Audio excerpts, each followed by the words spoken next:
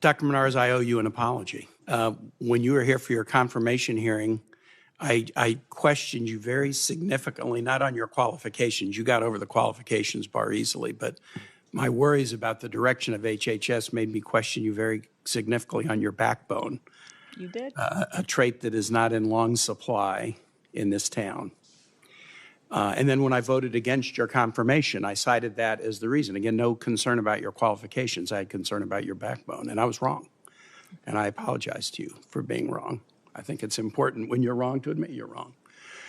I want to ask you a question to follow up on an answer you gave to Senator Baldwin, and I'm not sure I heard it right, but were you instructed by the Secretary of HHS to not speak to senators? I was instructed to not speak directly with senators. And was that also in the August 25th meeting you described? That was over the course. I had several engagements with the Secretary over that day, and it was in one of those meetings that I was instructed. So confirmed CDC director, Senate confirmed. We used to speak with the CDC director all the time during COVID and during other emergencies, instructed not to speak to senators. Isn't it, is my memory right? Doesn't Secretary Kennedy say he's about radical transparency?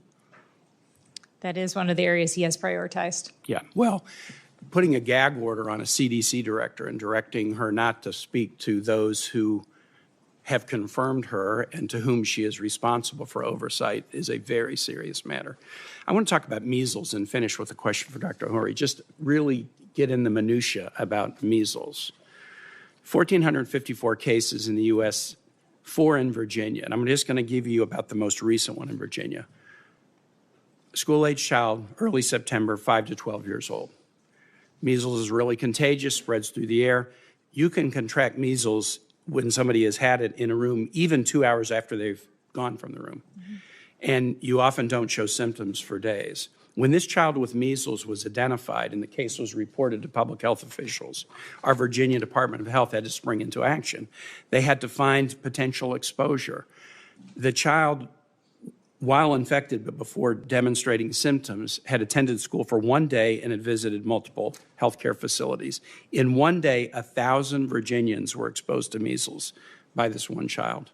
The VDH coordinated with the healthcare community and the school district to contract trace 1,000 people, followed up with 800 people, including babies in a NICU too young to be vaccinated, had repeated contacts with these individuals to make sure that they weren't showing symptoms.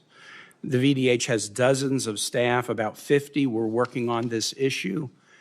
And within days of the knowledge of the case, the VDH had worked to notify all 1,000 people. Now they have to continue to monitor for another 21 days.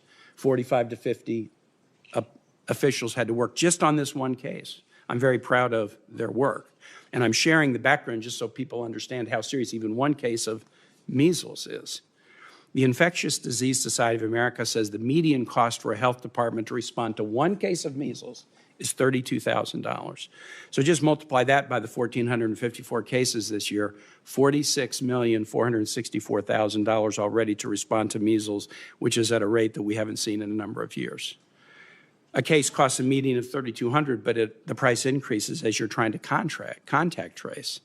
The median price to contact trace is $223. So for Virginia, just to contact trace 1,000 people, $223,000 for one case. I bring this all up because to make it even harder for states to respond, in March, Secretary Kennedy rescinded $11.4 billion in public health funding to states. To Virginia, our Department of Health lost $425 million during the worst measles spread we've seen in recent years. The money was being used to modernize the state's technology to allow it to better track and respond to outbreaks, to upgrade the state's epidemiology labs, and to support community health workers. 500 employees and contractors in Virginia have been laid off because of these cuts. This shouldn't be happening. Dr. Ohori, did you or career scientists ever brief Secretary Kennedy about recent measles outbreaks? We did not brief Secretary Kennedy. Did you speak with any HHS or CDC political staff regarding the outbreaks? With CDC political staff, absolutely. Our team did, like the chief of staff and our communications about measles. And I did want to just follow up on your point about funding. That's my concern. 80% of funding of CDC goes out to state and local communities. So as we see budget cuts to CDC, your community will see that too. And the boots on the ground work that you did in Virginia is exactly the heart of public health.